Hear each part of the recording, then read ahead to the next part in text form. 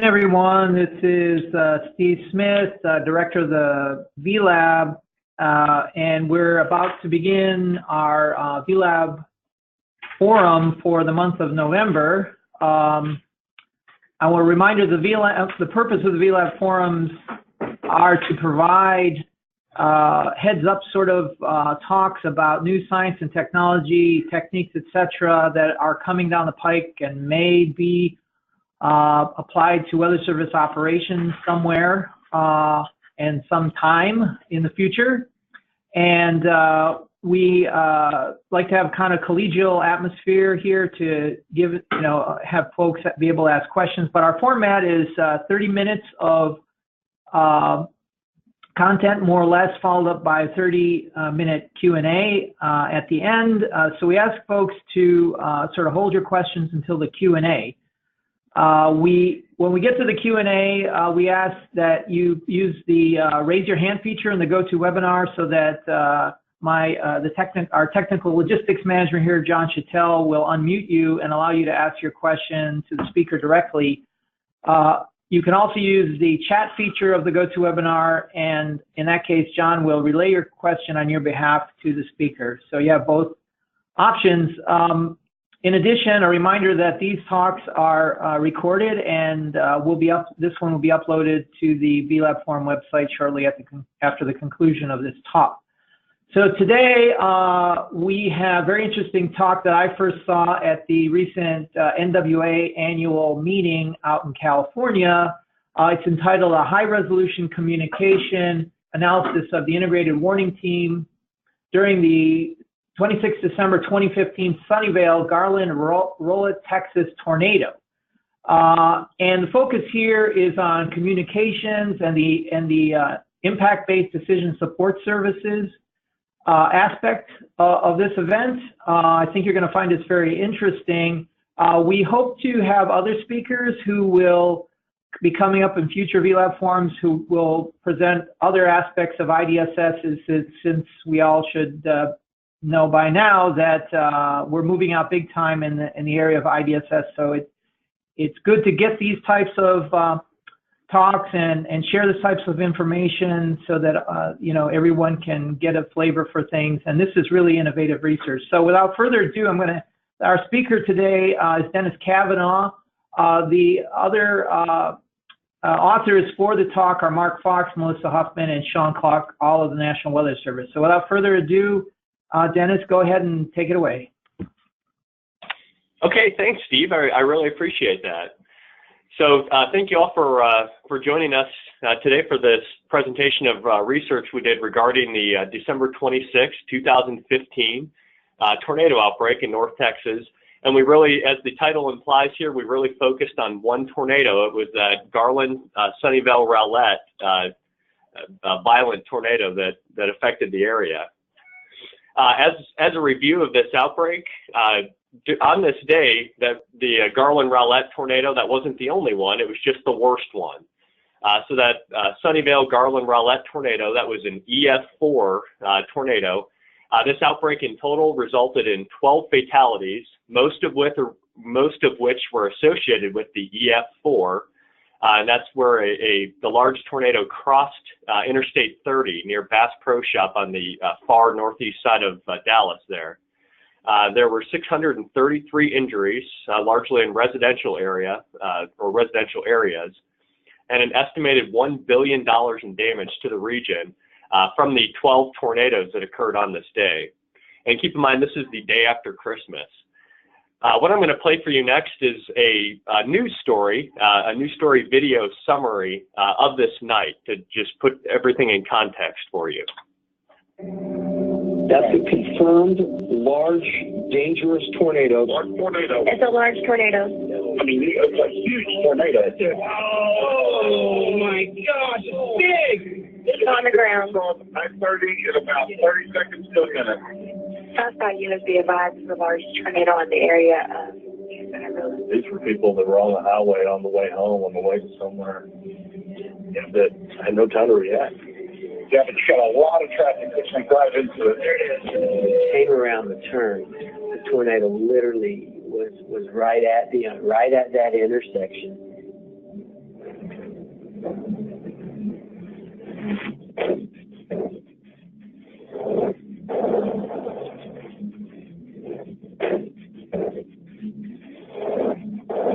is crossing I-30 now.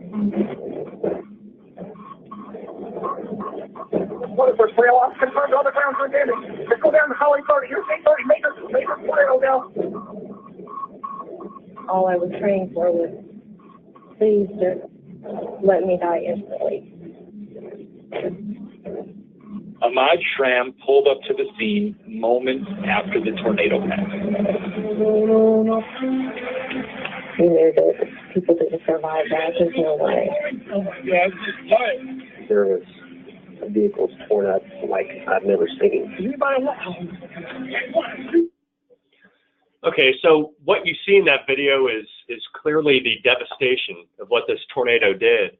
But what I hope you also could take note of, and I don't know how great the quality of that video was, you know, over our internet here, but hopefully what you could hear in that video was not, or see in that video was not just the devastation of what happened with the tornado, but all of the people that were trying to communicate the threat of that tornado during this event and on this night. So you heard at the very beginning, you saw the broadcast media, they're talking about the tornado warning. They're relaying information that was sent by the National Weather Service office in Dallas-Fort Worth. So you've got the broadcast media, you've got the National Weather Service. You also saw on there at 6:50 that outdoor warning sirens, or commonly known as tornado sirens, were activated. So you've got emergency managers sending information out. You also have the wireless emergency alerts, people's cell phones that are being alerted that are in harm's way. So this warning system, all these parts, all these pieces, we're all working together to try to get people in harm's way to do something, to take action. So as I mentioned, we've got all of these ways to get information to people, but what we heard pretty consistently after this event, and you know, so many people were injured and we still had 12 fatalities, was a lot of people were saying, well, there was no warning. We had no idea that this was coming. And now if you look at this from a National Weather Service standpoint, we had, I think, an hour of lead time on the tornado warning for this particular tornado. So this was a long track supercell. This was a pretty well organized scenario where we understood that there was a tornado threat. It had a history of producing tornadoes, and we knew where it was headed in general. So for people to still say there was no warning, we had no idea it was coming, that's a little disconcerting. We're trying to figure out, well, with so much warning, with so much lead time, and because it looks so good with National Weather Service metrics, how can this possibly be the case, or how can this possibly be the case that people aren't getting a warning? And this was a finding not by the Weather Service, but this was Molly Rivas. She was at the time a Garland, Texas OEM. And one of her conclusions, or one of the things she thought, was that maybe people are getting too much information. They're getting oversaturated with information, that they're getting so much that it's trying to drink like drinking water from a fire hydrant. They don't know what information is good, what to process, and because of that, they don't know what actions to take. So when we think about the warning system in general, what are we trying to do with a warning system? From the Weather Service standpoint, we draw polygons, we send out warnings, but what does this mean? And if we look back in social science research, we find out that warnings don't have intrinsic value. Just because we issue a tornado warning, it doesn't guarantee people are going to take cover. We can't force them to do that. And people may interpret warnings differently. Everybody may not understand what a warning means or what actions are required of them. So what we know, again, from research, social science research, not my personal research, but for a warning to have value, somebody has to receive that warning, so they've got to hear about it. Then they have to understand it, and then they have to believe it's true for them before they take action, before they do something about it. So from the National Weather Service perspective, of course, as I mentioned, what do? Well, we draw boxes around dangerous storms, and we think that does something. We draw a box around a storm, and we think that people in harm's way are going to get that message and take cover. And it's really, once we hit send, do we send people to shelter? Do we send people to cover? And where does our responsibility start and stop in this warning process? If we're in the business of keeping people safe and giving people the information they need to make good decisions, where does it stop? Where does the National Weather Service role stop in getting the people information they need to take action, to get to shelter? That's what we want, the end result. So this isn't the first time we looked at this particular problem. We also really focused on the communications of a violent tornado that occurred on May 15th, 2013. And pretty much the same research team within the National Weather Service. And our idea there was, so we've got this thing called an integrated warning team. How are the components of this integrated warning team, how are all these people responsible for transmitting a piece of warning information to the public, how are they working together? How are they communicating with each other? And how does that message get to the public? Well, with this 2013 research, what we did is we treated each group as, or all the individuals in each group as a large node, or just we treated them as a group, not as individuals. So all emergency managers were in one group, the whole National Weather Service office, one group, all broadcast media members, regardless of station, were treated as one group. And then we analyzed the communication of different pieces of information during that tornado outbreak. So we didn't just look at the tornado, we looked at things like baseball-sized hail, a confirmed tornado versus a tornado warning, so on and so forth. We generated graphs from tracking this information throughout the integrated warning team, and we represented, each dot was represented as a group, and then each line or arrow was basically a piece of documented information that went from one group to another. So an arrow back and forth from emergency management to the public meant that emergency managers and the public were documented as talking to one another. And so what we found from this research is that basically each integrated warning team member has got to communicate with each other in order for an effective warning message to get to the public. More communication within the IWT actually resulted in more opportunities that the message was available more frequently to the public to give them a better opportunity to provide threat confirmation. That is, they hear the same message over and over and over again. They call their friends, they call their family, they get the same message, and that convinces them to do something, to take cover, to take shelter. What we found was for the National Weather Service, simply hitting send, that shouldn't be the end of our job. That we don't just hit send and we wash our hands of it. That's sort of the end of our warning process. We found quite a bit of value in communicating within the integrated warning team. So having an internal discussion with emergency managers, broadcast media, members of the VOS, the Virtual Operations Support Team, that if we had a continuous flow of information within the IWT, this made the warning message available much more frequently to the public. So with this event, what did we do different? Well, we wanted to focus on one event. So instead of looking at every severe weather event that happened on December 26, 2015, we wanted to focus on one event. So we focused on the violent EF4 tornado. And then instead of treating each group, each component member of the IWT as a large group, we wanted to break it down and see what the individuals within that group were doing.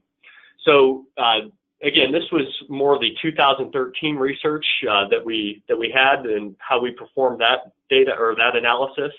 And this gives you an idea of more of the granularity that we were able to capture this time around. So instead of large groups, we were able to identify and capture the communication performance of many of the individuals, that participated in this event. We got a great deal of participation for the integrated warning team. A lot of the emergency managers, their jurisdictions that were impacted, almost all of them participated in this research. All of the broadcast media stations did. Most of the participants in the National Weather Service office did. And then we had quite a few people in the public participate in surveys as well to help us document the communication for this tornado. Now, a lot of this information was collected via surveys well after the event. So from surveys, we were able to document 549 members of the public, 94 emergency managers, 11 National Weather Service and amateur radio staff, 22 members of the local broadcast media, and that includes news directors, camera operators even, things like that. And all of this combined resulted in a little over 3,000 documented instances of communication that we were able to use for analysis. The questions we asked, things we were interested in, where did you first hear about the tornado from? Once you heard about it, what did you do? Did you take cover? Did you tell somebody about it? What happened? What was your next action? And then if you got additional information about the storm or about the tornado, where did you get that from? What was the source of that information? Now, what we wanted to do with this is find some way to mathematically analyze the results. So not just look at, okay, well, 16% of people said they got it from this source.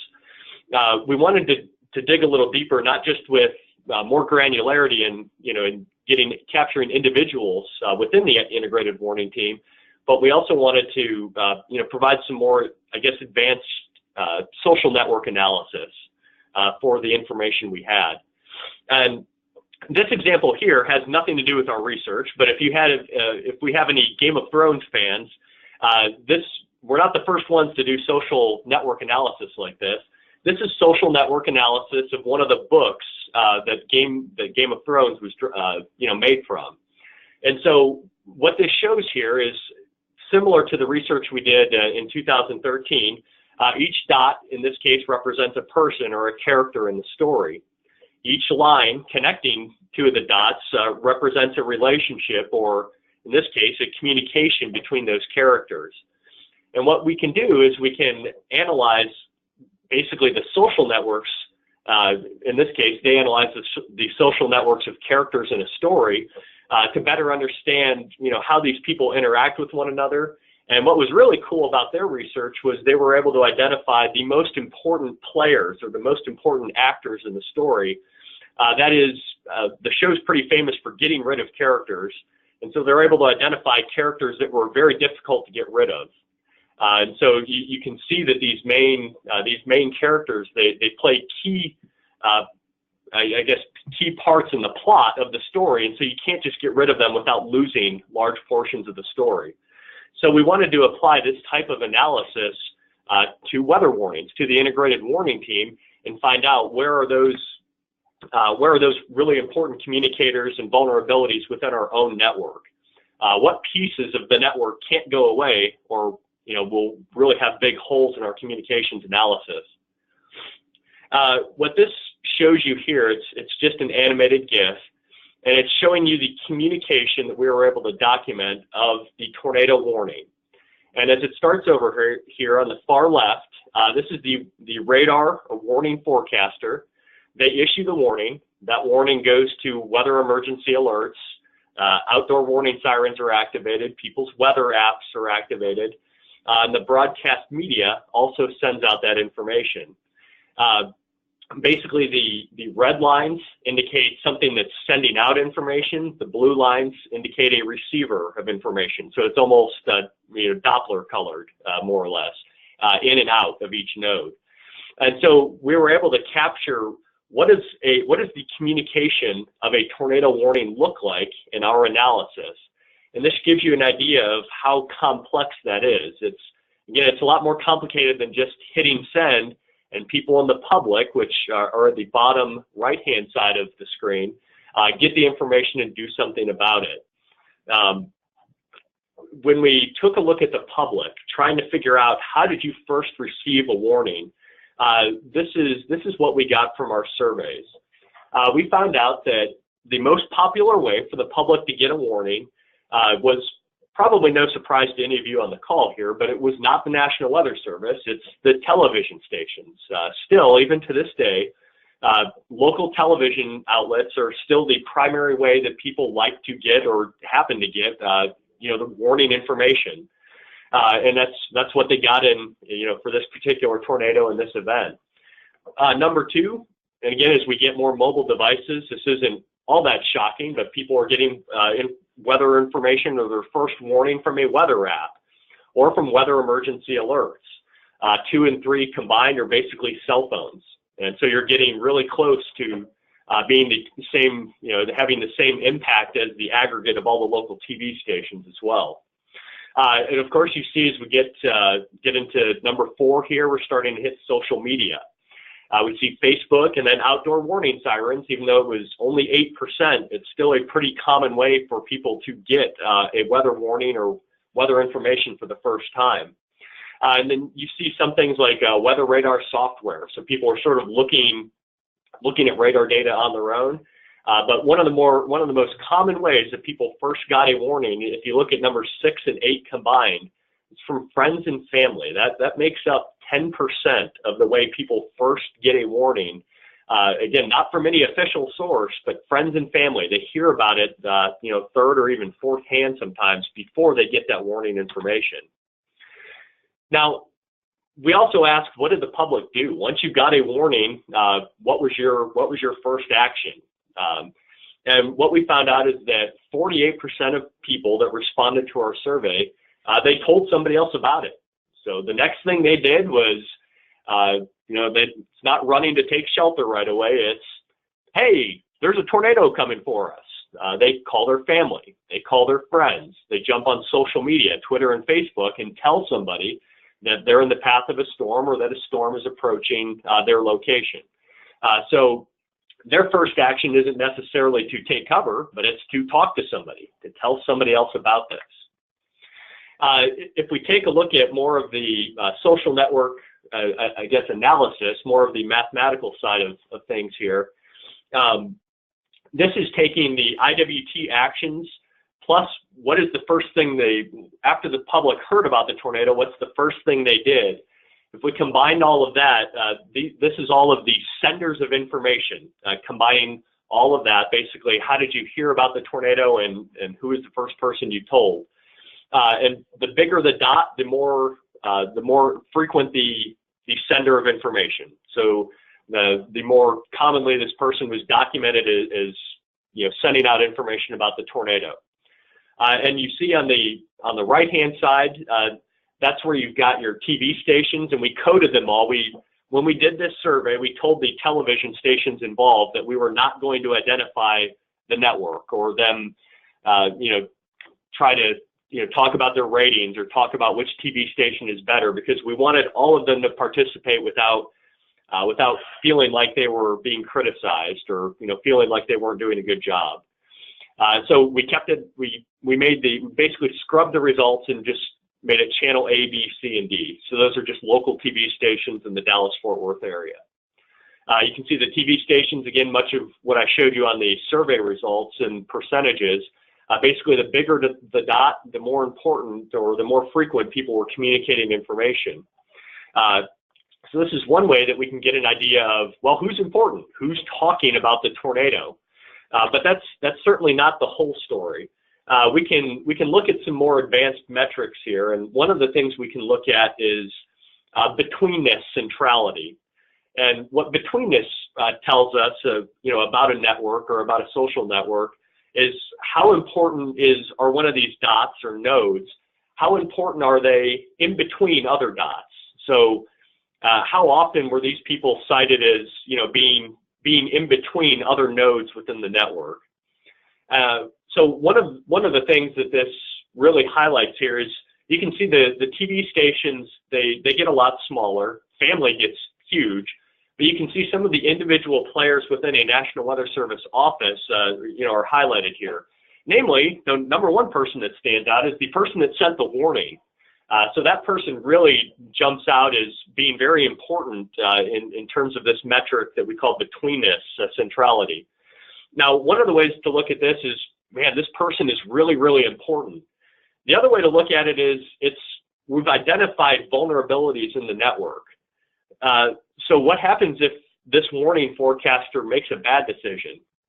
You can see how much of a huge impact that actually has on the whole network, on all of the people that are in harm's way. We're really relying pretty heavily on radar warning forecaster number one issuing a good warning. That's assumed to be the case. And in this case, they did. They issued a warning successfully. But you can see that this is, instead of necessarily identifying who's the most important communicator. What we think is it's really identifying is vulnerabilities within the network, places where if it fails here, we're in a lot of trouble. So the tornado warning itself, obviously, if that doesn't go out, if the person doesn't send it, that's bad. So we have evidence here that the individuals within the Weather Service office and the tornado warning itself is really important. We also had ham radio operators. We showed that they were really important conduits of information from the people in harm's way back to the Weather Service. So that's why they show up as a vulnerability.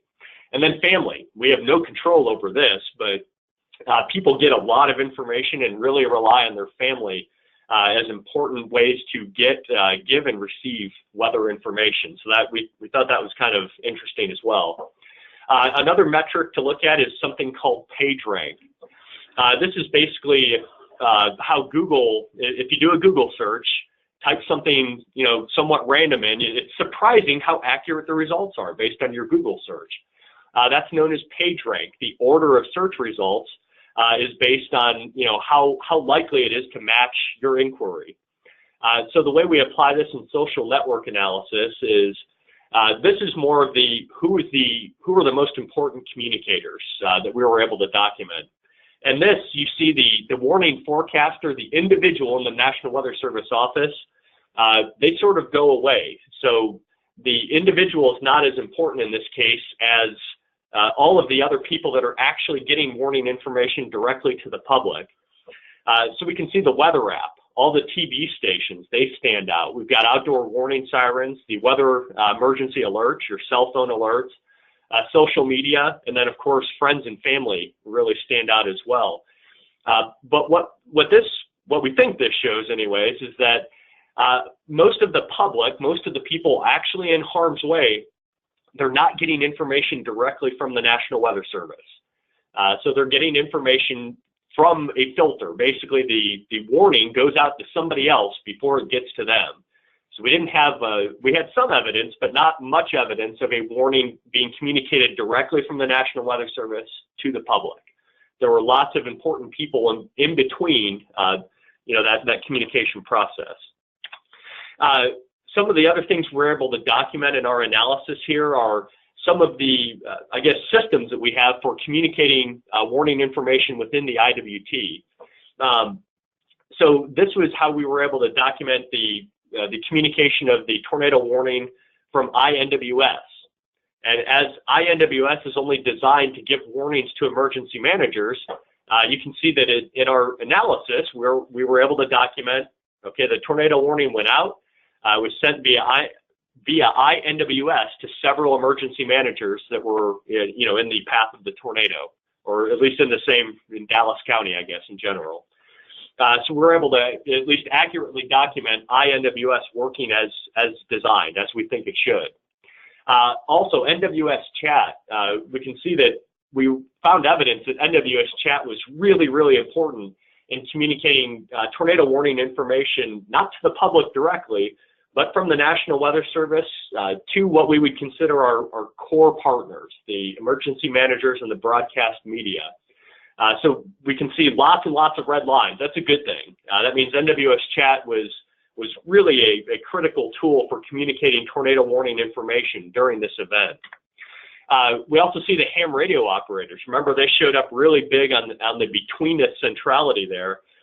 So if the ham radio operators weren't a part of the team, we would probably have a big gap in communications there between what's happening on the ground and what we knew what the Weather Service office knew during this event. You see the ham radio operators, they weren't just talking to the public, they were also monitoring social media, getting reports from social media to the local National Weather Service office. And the Fort Worth National Weather Service office, they have a situational awareness display with all of the television stations up at the same time. And so it was actually the ham radio operators that were monitoring the TV and telling people in the office what was going on. And some of that was the coverage you saw in the video to open up the presentation here. We also were able to document, I just showed Twitter in this case, but the impact of social media. With social media, it's, the warning information went out on social media, and this basically, everybody had the ability to interact with it. So we see that it's not just talking to emergency managers or broadcast media or the public, but it's pretty much everybody is getting information from social media, which again you would expect without doing any analysis. One of the things that I thought was very interesting from our research was, there are lots of people that capture ratings. There are lots of different organizations that capture ratings for television market to find out who's the most popular at any given time. Well, we have the ratings for the Dallas-Fort Worth market during the 6 to 7 p.m. time frame on December 26th, which is when the tornado was happening. And we wanted to see how well the TV ratings, how they compared to our survey results, what people were tuning into or what they reported they were tuning into. Somewhat as a check and balance to make sure that we're capturing, our survey results are representative of the public, but also just to see if there were any changes in viewing behavior. And what we're able to find is that from our survey results, we had the same order of ratings from the initial source of information, from what people reported they were watching when they first heard about the tornado. We had the same rating or the same order that the actual ratings came in, with channel A being the most popular, then B, C, and D. Cable TV weather, for instance, the Weather Channel, they were in last place in our analysis, and the ratings weren't available for the Weather Channel during that time. So I don't know how it really rated, or how it ranked in reality, but probably less than 198,000 people in the Dallas-Fort Worth area. In our survey results, we had the option for people to say, I don't remember what channel, so that's where channel question mark comes in. So we had some people that they knew they were watching TV, they just didn't, or heard about the tornado on television, they just didn't remember what channel they were tuned into at the time. One of the interesting things we found is that was where they first heard about the tornado from. So most people from channel A. What we found was that there was a very popular event going on at that time. I think in NFL playoff game or something like that. So people were tuned in to, we expected them to be tuned in to watch that channel. What we found out is that once people initially got the information, what did they do? Well, how they got updated information, they didn't keep watching the channel they were watching. For one thing, you see a lot more people tuned in. Once people got updated information, once they were aware of the tornado, a lot of people did tune into television, but they also changed channels. We were able to find that channel B was actually more popular when you combined how people first got warning information and how they got updated warning information. They didn't stick on the channel they started on. So we have evidence here that people were shopping for information, or maybe going to their favorite TV weather person once they were aware of the tornado threat in the area. So we're able to find this interesting dynamic of how people are, they're getting warning information from the television, but they're not always staying on the channel they started on once the event unfolds. I know I'm hitting my 30-minute time here, so I'll finish this up real quick, but some of the limitations of this research are we could, as opposed to the 2013 research, we only looked at one event. So there were other tornadoes that occurred during this event, but we only had the resources and time to really zoom in and get a lot of survey results for one specific event. So we have a high-resolution analysis, but it's only for one event, not for multiple events. We think we have a decent overrepresentation of Facebook and family based on the associated bias for how we advertised and designed the survey. We don't know for sure that we have an overrepresentation of Facebook. The numbers they look pretty high, and when we advertise the survey via NWS Fort Worth's Twitter and Facebook feeds, so a really popular Facebook account picked up the survey and shared it. And that made our survey results jump from about 50 to almost 500. So the survey was most popular on Facebook. So we're thinking because of that, people happen to put Facebook as a way they got weather information. Again, that's just an assumed bias. And then because we didn't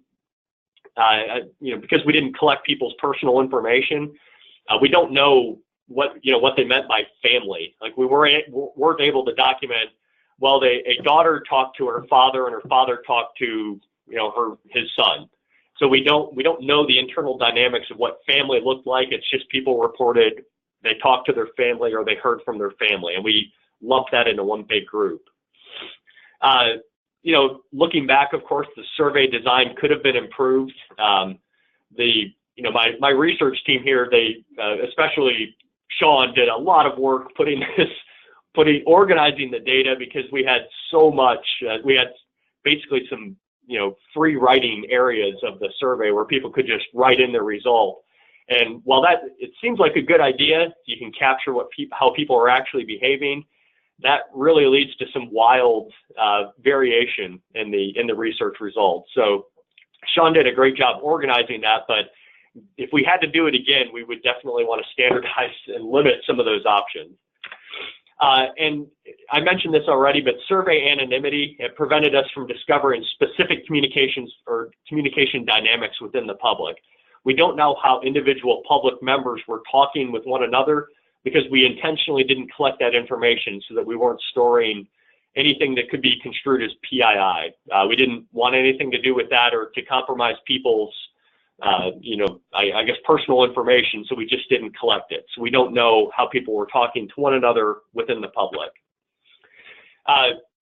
Some of the conclusions that we drew from the research we did, consistent message transmission from the IWT, it's absolutely essential. You saw how complicated that graph was.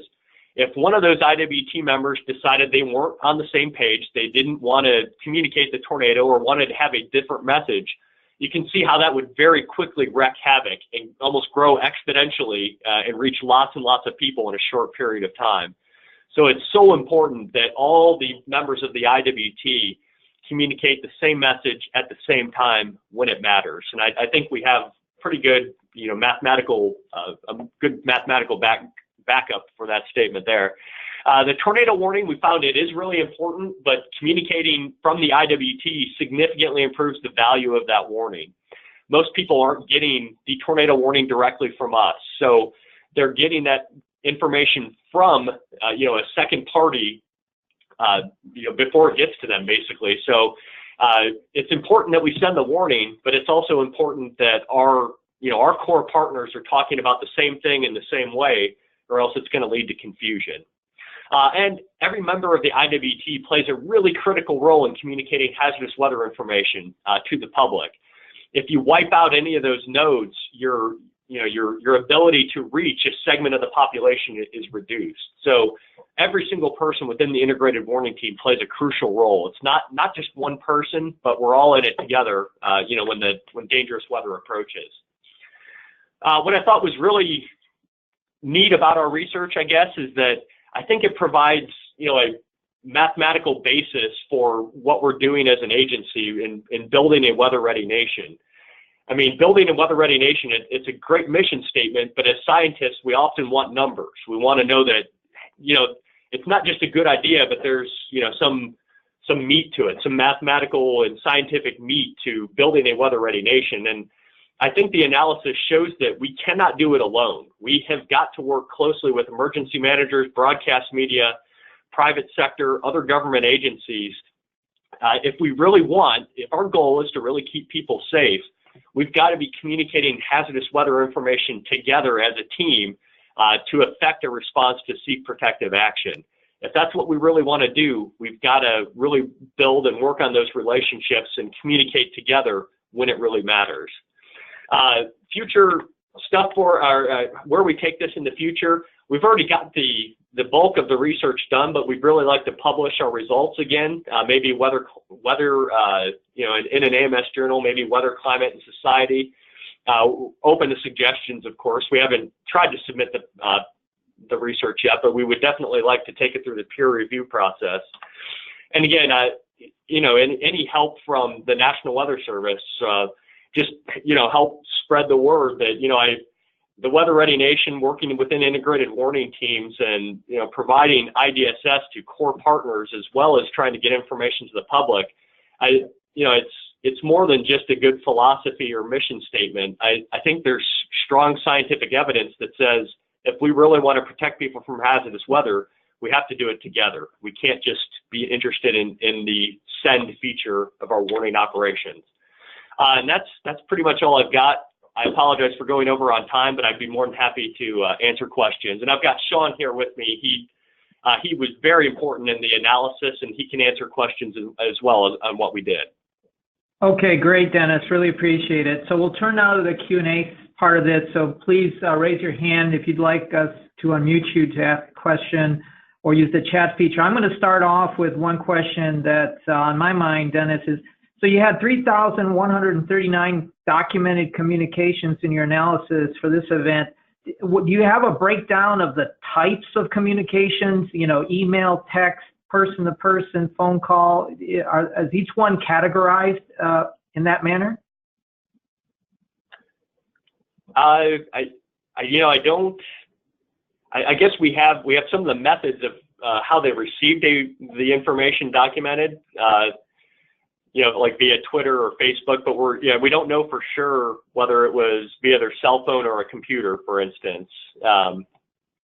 Watching television, I guess most people are going to be watching that via television, but they could have been streaming on a different device. So I can't say that we know for sure exactly what device or what hardware they were using for sure.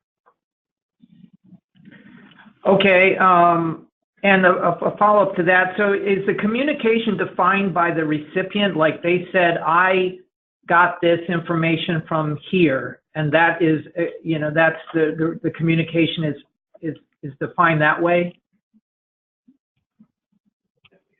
Maybe Sean? Yes. Yeah. I asked Sean just to make sure we had the same answer real quick.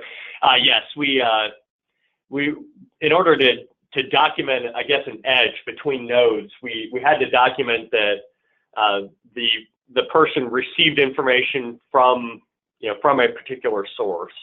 So that was built into the survey. That we didn't count an edge or a line between dots in the analysis unless we had a confirmed survey result that said, yes, I received this piece of information from this source. So that's the only way we got an edge in our analysis. And we also have they told. Okay, great. One more from me. The VOST, that's a Virtual Operations Support Team. Can you elaborate on what that is, what that node is? Sure. Yeah, that we didn't explicitly have a VOST or VOST operating during the 2015 event, but in the 2013 event, we basically had a group of people that were monitoring social media, and as they saw weather reports, they would put that information into NWS chat. So they were the Virtual Operations Support Team. They worked to filter information from, I guess, aggregate sources like social media.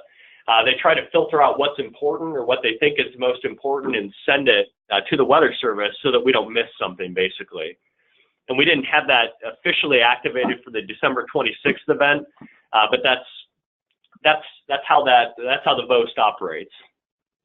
Okay, so that's a North Texas thing, or is that I'm not familiar with that concept. So is it other WFOs have something similar? Yes, yeah, I believe this started in Arizona or something in the emergency management community, because emergency managers, especially, a lot of times they're single person operations, so they don't have a way to get information from their community. They can't monitor all the social media feeds, and so they ask a few, maybe I think people from universities to monitor social media feeds and report to them I guess certain aspects about disasters that they were interested in. And so we had just some members of the public that were weather enthusiasts and had a good relationship with our office. We had them, again, monitoring all the Twitter and Facebook feeds, and they would enter that information into NWS chat and just tell us, tell us there was a report there. We didn't have to take action on it, but it was just to help make sure we didn't miss things. And I think a lot of offices try to use things like Hootsuite to help do that, but that's basically what the VOS does. And I know it's not just a North Texas thing. I think it started in Arizona in the emergency management community, and I think there might be a team that does something very similar to that in the Weather Service. I think they call it the SABI team, where meteorologists at offices that are not being impacted by severe weather, I think they use their time at work. If they have free time at work, they'll monitor the social media feeds of other NWS offices and let them know in NWS chat that they have a report just to help make sure they don't miss something. Okay, thanks for that. A reminder, if you'd like to ask a question, please use the raise your hand feature or put in a question to the chat. John, do we have any?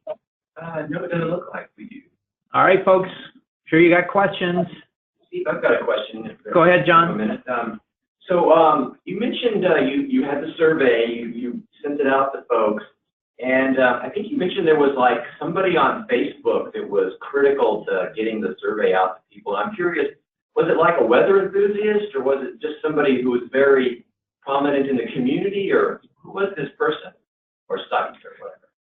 Yes, yeah, it was a weather, or it is a weather, I guess a weather enthusiast group. I know they wouldn't mind me telling who they are. It was Texas Storm Chasers that took it upon themselves. They saw the survey. They wanted to make sure a lot of people got the information, and so they sent it out to all their followers to, if you were affected by this tornado, please consider filling out this survey. And that helped out quite a bit in getting respondents. I guess that it got a lot of attention, and I don't want to say it went viral because it was really just local, but it significantly increased the reach of the survey because, again, we had sort of limited participation from the public just from the National Weather Service accounts. We didn't necessarily ask them to do that. They thought they were interested in it and decided to take it upon themselves to send it out and try to get more participation. Cool. And so in that sense, did you think you maybe overrepresented the public by weather enthusiasts, people who were sort of really tuned into weather? Yes. Yeah, I think there is some evidence of that. And I think we had something like, 5% of people said they got information from weather radar software. That's probably not true of the actual general population. So I do think things like people using Facebook, maybe people using weather apps or weather radar software, I do think they were, I think they were overrepresented a little bit in there, but I do still think we had enough respondents that we did a pretty good job of capturing the general behavior of the Dallas-Fort Worth public, at least those people that were impacted based on, other things like TV viewing habits, other things that we can, I guess, gauge to see how representative the survey results were. All right, thanks. Yeah. This is Steve again, Dennis. I got a follow-up question on your analysis. When you determined that somebody got the information directly from the Weather Service, the warning, how do you define that? Because we put out was that like NOAA Weather Radio? Because we don't. Almost all of our products go out through some intermediary, technology. So what do you define as somebody getting the information directly from us?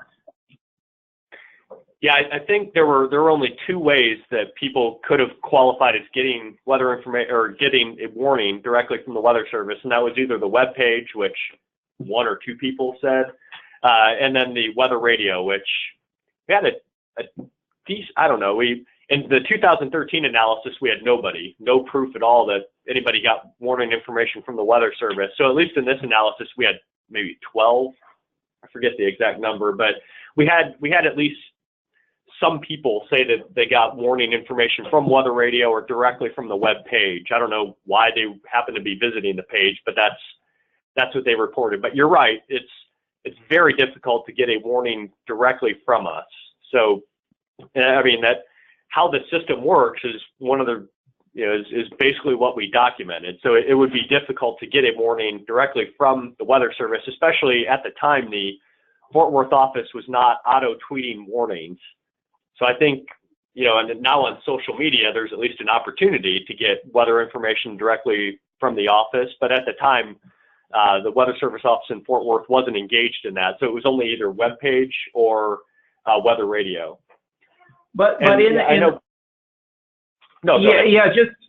on that tweet question. So a survey recipient would have said, "Oh, I got this from a tweet or from Twitter." They wouldn't necessarily say, "I got it from the Weather Service feed," right? That's right, and we didn't count any tweets as being directly from the Weather Service to the public. Okay. At least for the tornado warning itself.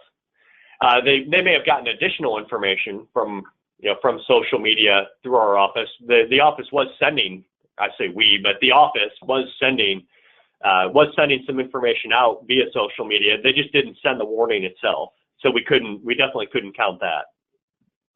Okay. Another question, maybe this is for Sean.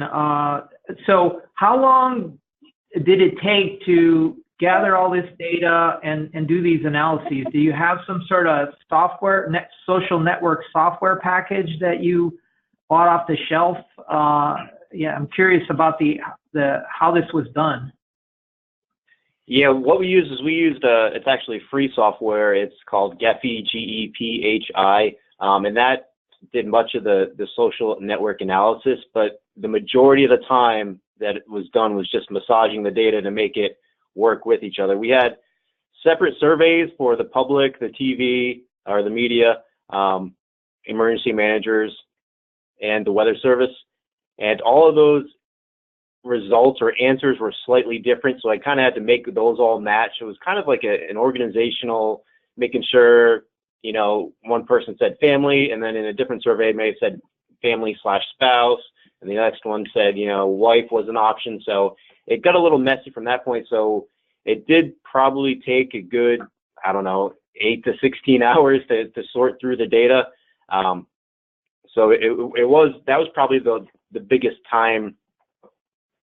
That's probably the biggest time suck of the whole thing. Actually, once you load the information into the software itself, things go pretty quickly from there. Okay, great. I think we have a question, John. You want to? Yeah, sure. It says, "Hi, Dennis. Gary at MEG. Memphis." Yep. Great talk. He says he's got a comment and a question. The comment is, in the April 2011 tornado service assessments, we also found friends/family were important in motivating people to take action. And then he goes on to follow up with a question. We typically think of Twitter as being more suited to fast-breaking events such as tornadoes. Why do you think Facebook seems to play a bigger role in warning receipt than Twitter? Yeah, that's a great question, and I think part of that I think is the way the survey was advertised, especially the way it became popular. I think Facebook was probably at least a little overrepresented. I mean, we don't have any way to know for sure why Facebook was so popular, but I think it surprised us as well, and I think we may slightly underestimate the impact of communicating weather information on Facebook. I think more people rely on Facebook to get information and send information to their friends and family than certainly before this study, I would have thought hardly anybody got weather information from Facebook. But while overrepresented, I do think people are using Facebook more than we thought to get weather information, especially during a disaster. Yeah, and I actually have something to add about that too. I know me and Dennis have talked about this quite a bit because that was our initial shock when we saw the results as well. And one thing you got to think about too is that the Facebook algorithm decides what shows up on your timeline or news feed. And that's based on likes, shares, comments, as we all know. It also, they kind of see how much time you spend when you scroll by something, if you hesitate on something, and they'll show you more stories like that. So I think once in a particular area they notice that people are sharing and liking a lot of the same type of topics, whether it's that, I think that greatly increases what they show on people's timelines and news feeds.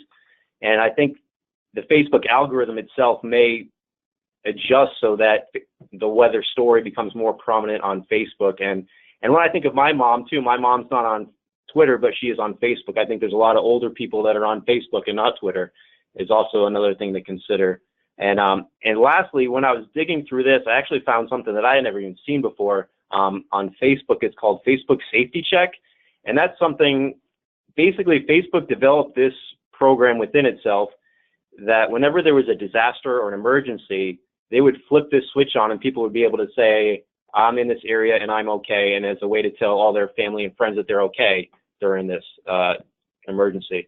We have no evidence, and from what I can tell, Facebook Safety Check wasn't around when this tornado went out, but since then, they've developed that, and it's kind of their way. Instead of people trying to chase down a certain hashtag for a certain situation or event, it's their way that they kind of organize all of their stories for a particular emergency or event. So that's something that's Facebook's been doing in the most recent years to try to organize whenever there's disasters or emergencies. Okay, great. We're almost out of time. I got another. I could ask questions all day on this one. So North Texas, did you get demographic information on the people filling out the survey? In other words, bilingual Spanish-English, unilingual Spanish, or do you know anything about the demographics of the people who filled out the survey? No, we didn't collect that information. Yeah, we really tried to keep everything as anonymous as possible, and I know you can collect things about people's ethnicity and race and still maintain anonymity, but I guess we just avoided collecting that data, so we don't have it. The only thing we have is very small evidence. I mean, we had some people report that they got weather information from Telemundo, so that implies that there was some Hispanic population tuned in, but we don't know how many of the respondents were Hispanic or maybe English as a second language or anything like that, unfortunately. The survey was only in English, so I imagine if most of the English as a second language population, they probably wouldn't have filled it out or wouldn't have been as inclined to participate. But again, that's just And no other demographics like age or gender or that kind of stuff either, I'm assuming, right? No, that's right. We left all demographics out and focused only on the communication in this case. Okay. And did you have to jump through like a bazillion hoops to actually get permission to do these surveys? It wasn't that hard because we weren't collecting any personal information at all, and that's the main reason we didn't collect any personal information, is that significantly reduces the number of hoops you'd have to jump through. You don't collect any PII at all, any demographics. It's a lot easier to get to just, there's not really much resistance to a survey that doesn't collect any personal information. So that was one of the motivating factors why we didn't collect that. Okay, no, perfectly understood. Very good. I think we're going to have to wrap it up. We're at the top of the hour. I want to thank our speaker, Dennis Kavanaugh, and Sean at his side there, and the rest of the authors on this. Was really excellent, eye-opening for me look, and it really gives you a flavor of how nuanced what IDSS is and how do these warnings, how do we go from pushing the button, as you say, to people actually taking action. It's not a linear thing at all. So really thank you guys for taking the time to do a reprise of your NWA talk for our benefit. Reminder that this the whole recording will be uploaded to the VLab Forum website immediately after this session, and then John will send out an email to everyone, and then you can share that with your friends and colleagues in your leisure. Reminder, we do not have a VLab forum in the month of December for the sort of holidays. People are busy. But in January, we have another IDSS talk, also called from the NWA. This one is called IDSS Communication Types during a multi-day tornado event, and this will be presented by Jennifer Henderson, and that'll be coming up in January. Don't have the date exactly yet, but just keep your eyes out, and we hope to see you in the new calendar year. So thanks, everyone. We're signing off.